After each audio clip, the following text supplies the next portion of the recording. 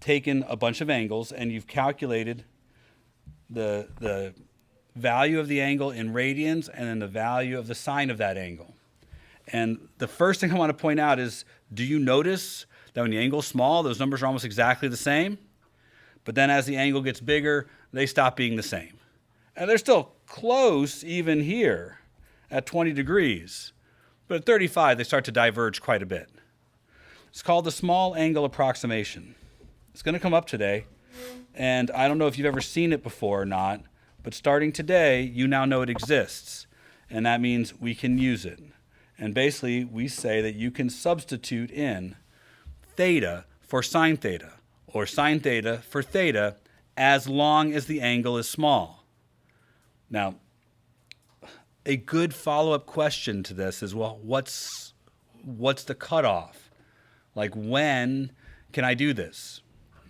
The truth is, there's no rule there.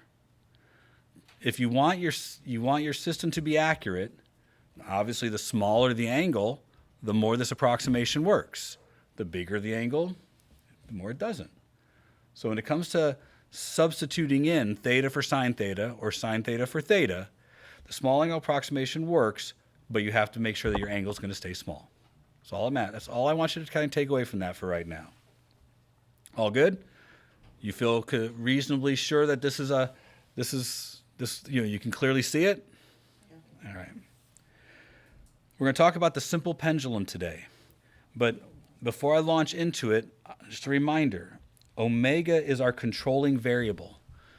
The idea behind omega, and I just want to give you a just quick rundown, is we said that if the unbalanced force was a negative sign, a constant, and a displacement, if that was your unbalanced force, then omega would be that constant divided by the inertia of the object. Basically, that occurred because minus kx equaled ma, and there is a relationship here between the acceleration and the position. And I can't go into the details too much because it involves calculus and differential equations. But we generated a whole bunch of things that all had omega in it. 3 motion equations that had omega in it. Period, frequency, all had omega in it. Maximum velocity and maximum acceleration, all had omega in it. So this thing, this angular frequency,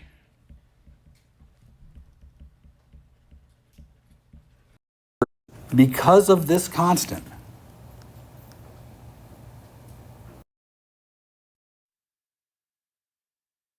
acceleration is equal to a constant times a displacement. Anytime our acceleration is equal to a constant times our displacement, this is going to be the angular frequency every single time. So if we can come up with a net force equation where the acceleration is equal to a constant times a displacement, the constant is going to be omega. Now, I want to drive this home because I'm going to expect that when we're done here, a lot of you are going to leave confused because I'm going to ask you to do this tomorrow, and you're going to say, I don't know what you mean, Mr. Shelton. So I'm going to write it out a little more clearly. I want you to be able to predict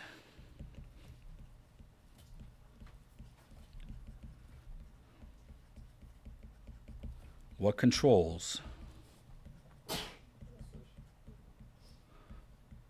an oscillator.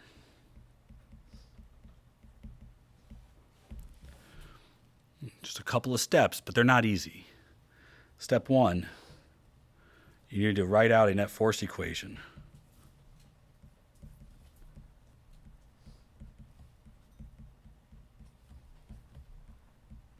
Torque works just as good.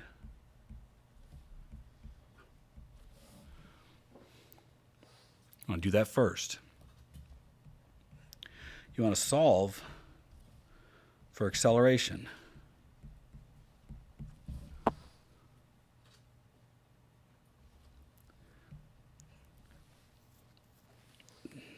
Here you have to make a decision.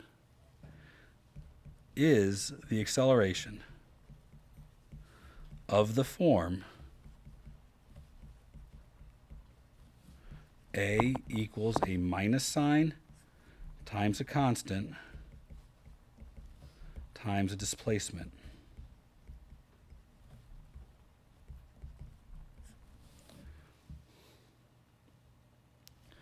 And when I say displacement, it could be x or theta.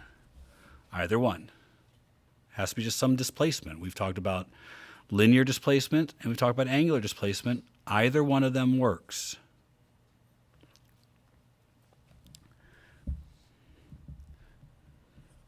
If so, omega equals the square root of the constant.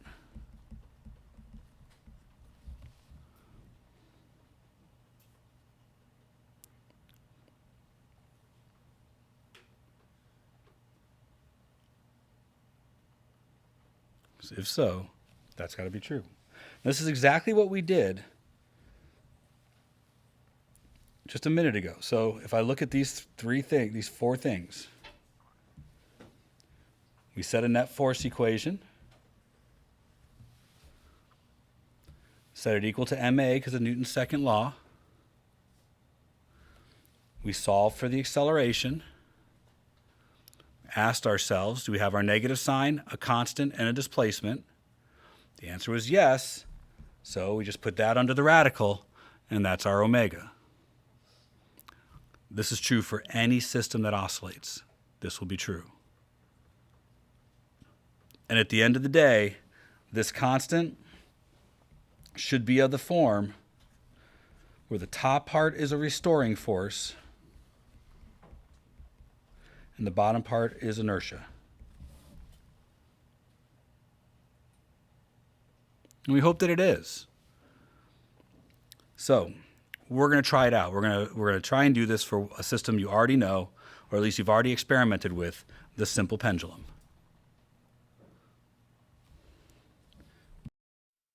Kind of anytime we're trying to do a net force or net torque equation or analysis, you start by drawing a free body diagram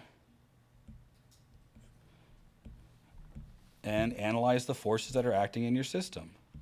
So that's where we will begin, but we're doing force first, so there we go.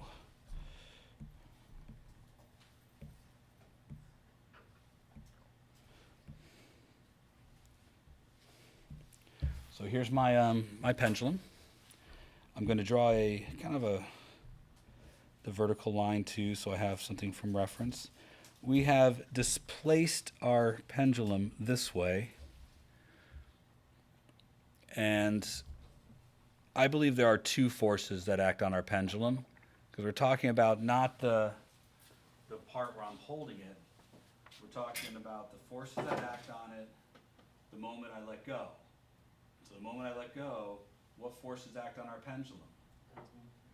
Gravity and tension. Excellent. So there's two forces that act on it, gravity and tension. So let's start with our free body diagram that has gravity and tension. So I'm going to draw downward force for gravity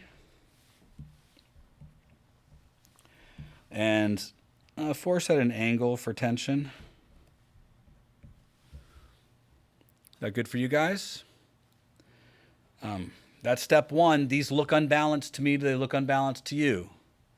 That's good, because we need to have a second law kind of problem for there to be an acceleration. Next, I need to put a coordinate system in place. And I want to align it with the direction the system accelerates. And I think we all know the thing's going to accelerate kind of that way at an angle. Right? That's the direction it accelerates, because it goes kind of in a circular path, but that would be the direction it accelerates. So I'm going to use a coordinate system that's aligned with the tension.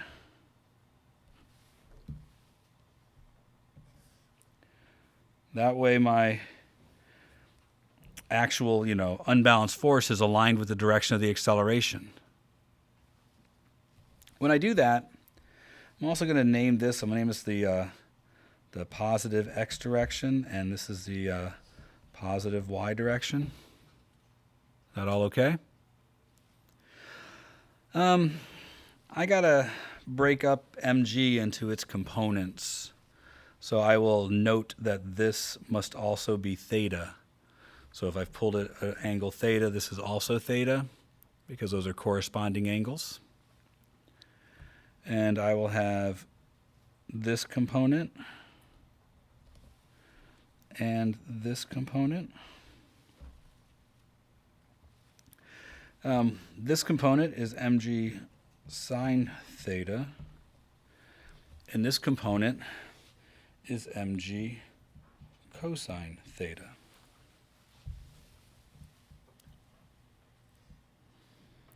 Everything good? Now this is all first semester kind of stuff, but I'm going to start by saying net force in the y direction equals 0. So I'm not even going to bother looking at it because I don't care about the y direction. I care about the direction that it accelerates.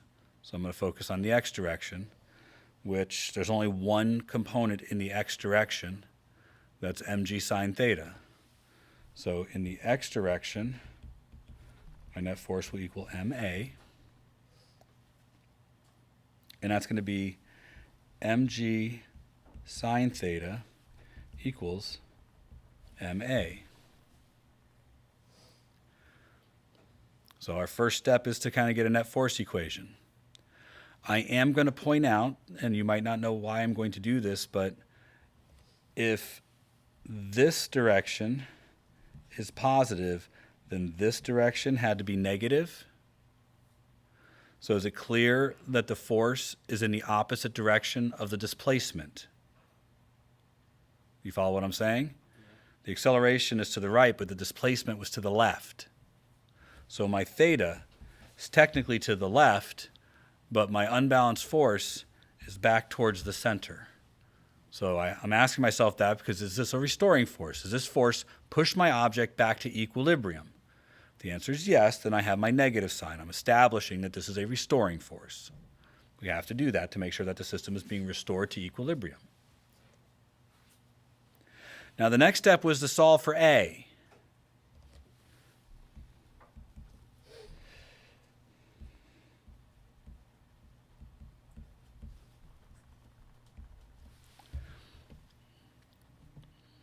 I want to ask myself, is this object, is this producing a constant times a displacement? Well, I can cancel out the m's, that's for sure. And that gives me g times the sine of theta. G is certainly a constant. That's good. But my displacement is buried inside the sine function. And also, that would be an angular displacement, not a linear displacement. I really need to write this in terms of a linear displacement because I'm dealing with force. If I was dealing with torque, I could leave it in terms of an angular displacement, but you guys said force, so we need a linear displacement. Now, just so you know, I'm not trying to make this hard. I let you guys choose.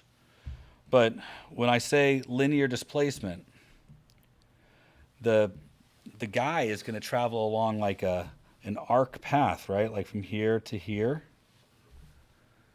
We know how far this is because we studied this. We have a bridging equation. Do you remember the bridging equations that can go between a linear and angular displacement? This would be our delta x. And this would be our delta theta. Do you remember how the bridging equation worked? It's okay. It's worth looking up, but we don't have that kind of time. So delta x equals delta theta times r. That's our bridging equation. You take the angular thing and you multiply by the radius. I'm thinking this is our radius. It's the length of the string.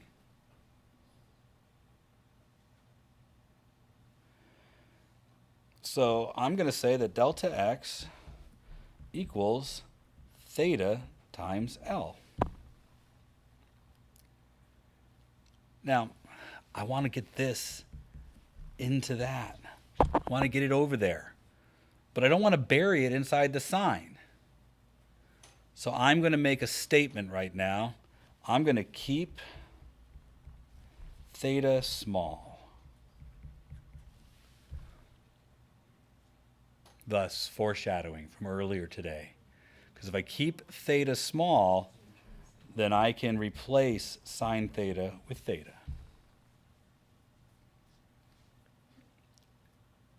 Okay, but this is only going to work if I keep theta small. So I'm making a statement from the beginning that my angle needs to be small. And that's going to give me A equals minus G times theta.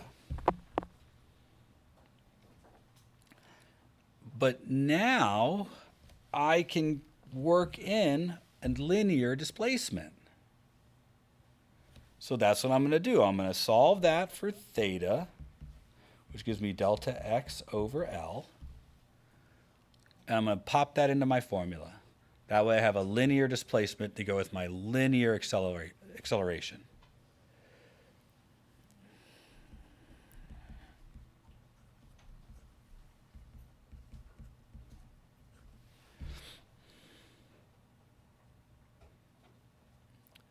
All right, so I'm going to collect some terms here, and I get A equals minus G over L times delta x. Remember what we have to do.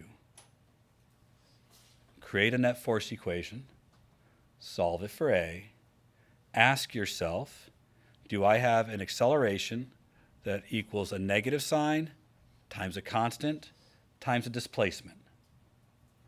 So we're asking that question now. Do I have an acceleration that equals a negative sign times a constant times a displacement? If I do, and will these things be constant for a pendulum? Does the length change while it's oscillating? Does gravity change while it's oscillating? No, those are constants. That means immediately omega must equal the square root of our constant.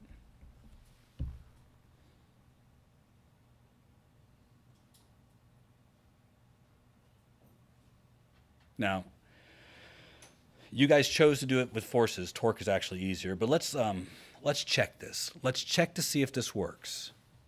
Okay? Here's what I want you to do. Grandfather clock. You guys know what I'm talking about? Grandfather clock is designed so that with every swing of the pendulum, the second hand advances 1 second. Right? So tick, tock, right? So what's the period of a grandfather clock?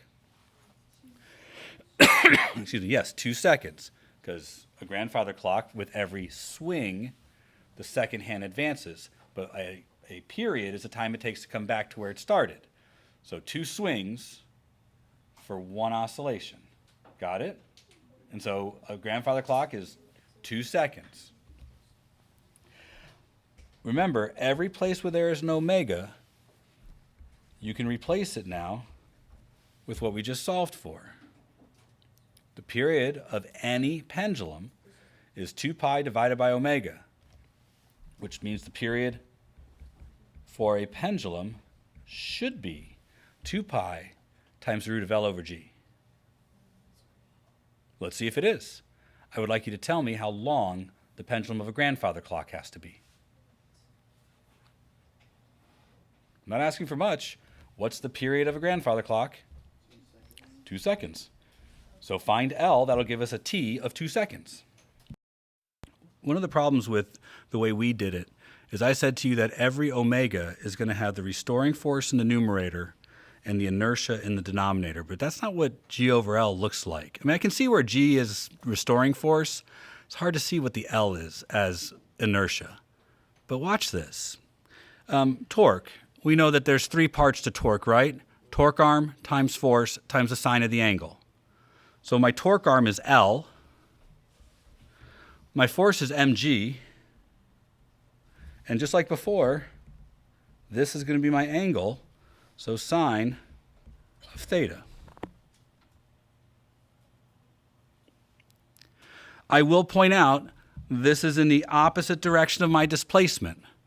My displacement is clockwise, but my torque is counterclockwise.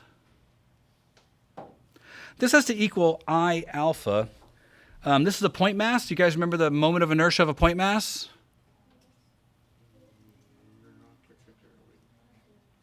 ML squared. It'd be mx squared or mr squared or something like that, but we're using L here, so ml squared times alpha. All right, our torque equation. It's more complicated because we have to deal with torque, we have to deal with moment of inertia, but our next step is to solve for alpha. Alpha equals, got a negative sign, I've got mg over ml squared times the sine of theta. Well, this is very close. I've got acceleration equals a negative sign times a group of constants times a displacement. Good afternoon. We're going to have to put our theta in. So when I do that, I know that I just hit the wall. Do you see that we have a acceleration, a negative sign, a group of constants, and a displacement? Now, doesn't this one look way more like restoring force and inertia? Oh, I forgot the L from here. Sorry, L there, there. Right, do you see why I forgot the L from here? But doesn't that look like restoring force and that look like inertia now? Right, because I have the moment of inertia in the denominator and the torque in the numerator. But the M and L, they cancel out. That's why it comes down to be just G over L. Well, that was